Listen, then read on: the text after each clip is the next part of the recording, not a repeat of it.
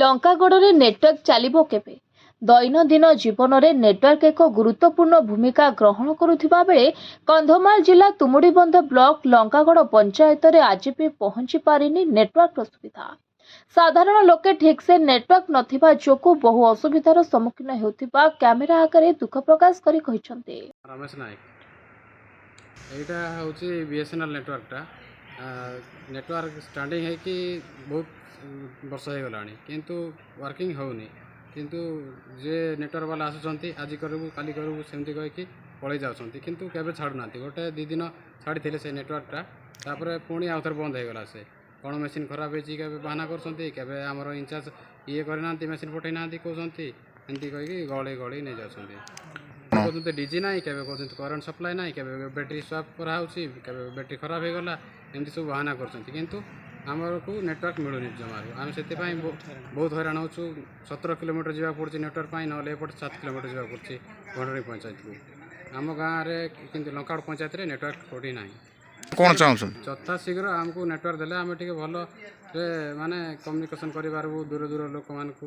କାହିଁକିନା ଏଇଠି medical facility ବି ଠିକ୍ସେ ହେଉନି ସେ ମାନେ ନେଟୱାର୍କ ନଥିବା ପାଇଁ। ଆମ୍ବୁଲାନ୍ସ ଗୋଟେ ଡକେଇବା ପାଇଁ ଆମକୁ ଯିବାକୁ ପଡ଼ିବ ଗୋଟେ ଘାଟି ଉପରକୁ। ସେଇ ଅସୁବିଧା ଗୁଡ଼ାକ ଆମେ ସମ୍ମୁଖୀନ ହେଉଛୁ। ଦିନ ପରେ ଦିନ ବିତି ଯାଉଛି। ରାଜ୍ୟରେ ସରକାର ପରେ ସରକାର ବଦଳିଲେ ହେଲେ ଲଙ୍କାଗଡ଼ ଗ୍ରାମ ପଞ୍ଚାୟତ ତୁମୁଡ଼ିବନ୍ଧ ବ୍ଲକର ଘାଟି ପାହାଡ଼ ଘେରା ହୋଇଥିବା ବେଳେ ଏହି ଅଞ୍ଚଳରେ ନାହିଁ ନେଟୱାର୍କ। ଏହି ଅଞ୍ଚଳରେ ସ୍କୁଲ, ଡାକ୍ତରଖାନା, ସିଆରପିଏଫ୍ କ୍ୟାମ୍ପ ଭଳି ଅନେକ ସରକାରୀ ଓ ବେସରକାରୀ କାର୍ଯ୍ୟାଳୟ ଥିବା ବେଳେ ନେଟୱାର୍କ ନଥିବା ଏକ ଗୁରୁତର ସମସ୍ୟା। ତେବେ ଗାଁରେ କାହାର ଦେହ ଖରାପ ହେଲେ ବଡ଼ ଡାକ୍ତରଖାନାକୁ ଯିବାକୁ ହେଲେ ଆମ୍ବୁଲାନ୍ସକୁ ଫୋନ୍ ଯୋଗେ ଡାକିବା ପାଇଁ ପଡ଼େ ଏବଂ ଗର୍ଭବତୀ ମହିଳା ଗର୍ଭ ପ୍ରସବ କରିବାକୁ ତୁମୁଡ଼ିବନ୍ଧ ମେଡିକାଲ ଯିବାକୁ ହେଲେ ଜନନୀ ସୁରକ୍ଷା ଯାନକୁ ଫୋନ୍ କରି ଡାକିବାକୁ ହେଲେ ଅଞ୍ଚଳର ଲୋକେ ନେଟୱାର୍କ ପାଇଁ ତୁମୁଡ଼ିବନ୍ଧ 15ରୁ 17 କିଲୋମିଟର କିମ୍ବା ନିକଟସ୍ଥ ପଞ୍ଚାୟତ ଭଣ୍ଡରଙ୍ଗୀକୁ 7ରୁ 8 କିଲୋମିଟର ଯାଇଥାନ୍ତି। ସରକାରୀ କାର୍ଯ୍ୟ ହେଉ କିମ୍ବା ବେସରକାରୀ କାର୍ଯ୍ୟ, ନେଟୱାର୍କ ଦ୍ୱାରା ହେଉଥିବା କାର୍ଯ୍ୟ କରିବାକୁ ହେଲେ ଅନ୍ୟ ନେଟୱାର୍କ ଥିବା ଗାଁକୁ ଯିବାକୁ ପଡ଼େ। ତେବେ ଗାଁରେ ଏକ ସୌରଚାଳିତ ବିଏସ୍ଏନ୍ଏଲ୍ ନେଟୱାର୍କ ନିର୍ମାଣ କାର୍ଯ୍ୟ ପ୍ରାୟ 8-7 ବର୍ଷ ହେଲା ସରିଯାଇଛି। ତାହା ପୁଣି କିଛି ଦିନ ଚାଲିବା ପରେ ପୁରା ସମ୍ପୂର୍ଣ୍ଣ ବନ୍ଦ ହୋଇଯାଇଛି। ଏହି ପରିପ୍ରେକ୍ଷୀରେ ଅଞ୍ଚଳ ପାଇଁ ବିକାଶରେ ନେଟୱାର୍କ ବାଧକ ସାଜିଥିବା ଦେଖିବା ପାଇଁ ମିଳିଛି। ସ୍ଥାନୀୟ ସରପଞ୍ଚ ସରକାରଙ୍କୁ ନିବେଦନ କରିଥିବା ମଧ୍ୟ ଦେଖିବା ପାଇଁ ମିଳିଛି। ଶ୍ରୀମତୀ ସସ୍ମିତା ପାତ୍ର, ଲଙ୍କାଗଡ଼ ସରପଞ୍ଚ। କ'ଣ କହିବେ? ଦେଖନ୍ତୁ, ନେଟୱାର୍କ ପାଇଁ ତ ଆମେ କଲେକ୍ଟର ସାର୍ଙ୍କୁ ବି ଲିଖିତ ଆକାରରେ ଦେଇଛୁ ଏବଂ ପାର୍ଟିର ଯାହା ସମସ୍ୟା କହିଛୁ। ବର୍ତ୍ତମାନ ନେଟୱାର୍କ ନାହିଁ ଆମର ଲଙ୍କାଗଡ଼ରେ ନେଟୱାର୍କ ନଥିବା ଯୋଗୁଁ ଆମର ରାତିରେ 1-2 ଆଡ଼େ ଯଦି ଯେକୌଣସି ପେସେଣ୍ଟ ସିରିୟସ୍ ଯଦି ହେଲେ ସେତିକି ଟାଇମ୍ରେ ତ ଆମର ମେଡ଼ିକାଲରେ ନଥିବେ ଲୋକେ, ତ ଆମ୍ବୁଲାନ୍ସ ଡାକିକି ଆମେ ତୁମୁଡ଼ିବନ୍ଧ ନେବୁ ବା କୁଆଡ଼େ ନେବୁ ବୋଇଲା ବେଳକୁ ଆମର ନେଟୱାର୍କ ନାହିଁ, ଯାହାଫଳରେ ଆମେ ହଇରାଣ ହେଉଛନ୍ତି। ଆମ ଲୋକ ସବୁ ହଇରାଣ ହେଉଛନ୍ତି। ତ ଆମେ ଇଆଡ଼େ ଘାଟିକୁ ଗଲେ ଏକା ନେଟୱାର୍କ ପାଉଛି କିମ୍ବା ଇଆଡ଼େ ଆମର 4-5 କିଲୋମିଟର ଗଲା ପରେ ହିଁ ନେଟୱାର୍କ ପାଉଛି। ତ ଆମର ନେଟୱାର୍କ ମଝିରେ ସଜାଇବା ପାଇଁ ଆସିଥିଲେ, ଆଉ କ'ଣ ହେଲା କେଜାଣି ଯାଇଛନ୍ତି ଲଗେଇବା ବୋଲିକି କହୁଛନ୍ତି, କିନ୍ତୁ ଲଗେଇ ନାହାନ୍ତି ଏପର୍ଯ୍ୟନ୍ତ।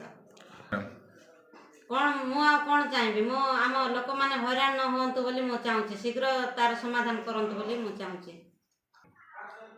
ଦେଖନ୍ତୁ, ନେଟୱାର୍କ ଆସିକି ଦିନେ ଦୁଇ ଦିନ ମୁଁ ଶୁଣିଥିଲି ଆସିଛି, ନେଟୱାର୍କ ଆସିଲା ବୋଲିକି କହିଲାରୁ ମୁଁ ଖୁସି ହେଲି, ଯାହା ହଉ ଛାଡ଼ିଲେ ବୋଲି ଭାବିଲି। କିନ୍ତୁ ସେ ନେଟୱାର୍କଟା ଆଉ 2 ଦିନ ପରେ ବନ୍ଦ ହେଇଗଲାରୁ କ'ଣ ପାଇଁ ସମସ୍ୟା ହେଲା ଏମିତି କହିକି ମୁଁ ଉପରକୁ ଆଉ ଥରେ ଜଣାଇବି ବୋଲି ଭାବୁଥିଲି। କିନ୍ତୁ ତାଙ୍କରକୁ ଜଣାଇଲା ପରେ ବି ସେ ଅଧା ବାଟରେ ରଖିଦେଇଛନ୍ତି ନେଟୱାର୍କଟା ବନ୍ଦ କରିକି। ଆଉ ତ ସମସ୍ୟା ଯାହା ହେଉଛି, ଆମର ଭତ୍ତା ଯେଉଁ ଆକାଉଣ୍ଟରେ ପାଇବା ଲୋକମାନେ ସେମାନେ ତୁମୁଡ଼ିବନ୍ଧ ଗଲେ ହିଁ ପାଉଛନ୍ତି।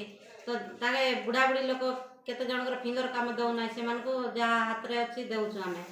ଆଉ ଯାହାର ଆକାଉଣ୍ଟରେ ପଡ଼ିଛି ସେମାନେ ତ ନିଶ୍ଚୟ ଯିବେ ସିଆଡ଼େ ତୁମୁଡ଼ିବନ୍ଧ ଯାଇକି ହଇରାଣ ହେବେ। ଏ ପାଗଲା ଯଦି ନେଟୱାର୍କ ଥିଲେ ସେମାନେ ପଇସା ଉଠାଇ ପାରନ୍ତେ ବୋଲି ତ ଆହୁରି ବହୁତ ସୁବିଧା ହୁଅନ୍ତା। ଶୀଘ୍ର ନେଟୱାର୍କ ପାଇଁ ମୁଁ ସମାଧାନ କରନ୍ତୁ ବୋଲି ମୁଁ କହୁଛି। ତେବେ ବର୍ତ୍ତମାନ ଦେଖିବା ପାଇଁ ବାକି ରହିଲା ଖବର ପ୍ରସାରଣ ପରେ କେବେ ଅଞ୍ଚଳବାସୀଙ୍କ ଦୀର୍ଘ ଦିନର ସମସ୍ୟା ସ୍ଥାୟୀ ସମାଧାନ ହେଉଛି। କନ୍ଧମାଳ ଜିଲ୍ଲା ବାଲିଗୁଡ଼ା ଉପଖଣ୍ଡରୁ ରୋହନ କୁମାର ନନ୍ଦଙ୍କ report, voice of Odisha live.